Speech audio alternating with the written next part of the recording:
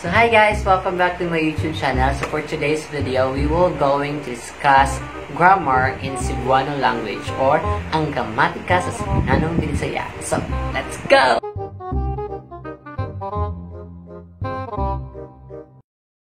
So for today's lesson, we will going to focus on pungan.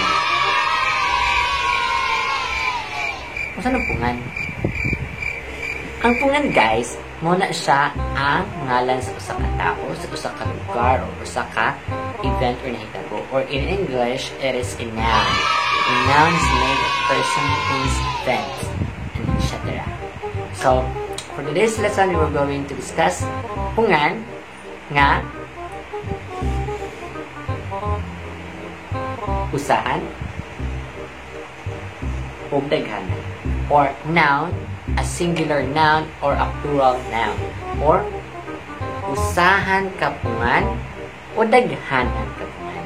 So kabalo ba mo guys na kung ang word na ang ibutang nimo bago ang pungan or ang noun, muna na siya ang usahan or ang singular form sa usa ka sentence. Pero kung ang lungagan nimo mga sunod ang pungan, muna na siya ang daghanan or plural form. So karon ihatag na ko sa inyo ang mga example sa usahan kapungan o daghanan kapungan.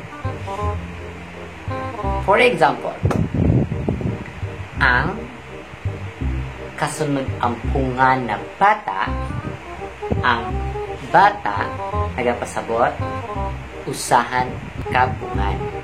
Pero kung ibutang nimo ang mga bata, pasabot ana nagatukoy ta sa daghanan nga pungan. So nagets ba niyo guys? So maghatag ko ta og example. Ikaduhang example guys, mo kini. Ang word nga ang idungag nimo bago ang pungan nga ang pungan nga iro. Ang iro or usa ka iro pasabot ana na nagatukoy ta sa usa ka pungan or usahan nga pungan or singular noun. Ang iro. So singular siya. But kung ang storya gani guys, ang mga plus ang pungan na iro, ang mga iro kay pasabot anak guys, daghan, mga daghan siya. So it means plural form siya or daghanan siya sa gets. Another example, ang plus ang kahoy, ang kahoy pasabot sa ganyan siya, daghanan o usahan. Tama, usahan. Ang mga kahoy but pasabot usahan o daghanan. Daghanan. Very good. Sinasabi na dito guys ang usahan o daghanan sa pungan. So since sasata na ninyo guys ang example sa ang o ang mga, naputay lang yung example guys. Si Nena kay nagluto. So unsa na siya guys? Usahan o daghanan? Tama, usahan. Kaya ato ang ginatukoy naman kay si Nena. Kapan kung ani ang storya guys. Si Nena, si Flor, si Laura, o si Isabel kay nagluto o panihapon. Unsa kaya? Usahan o daghanan? Very good, daghanan. Kay di lang man si Nena ang ato ang ginapasabot. Daghan naman si Nena o ang iyang mga amiga.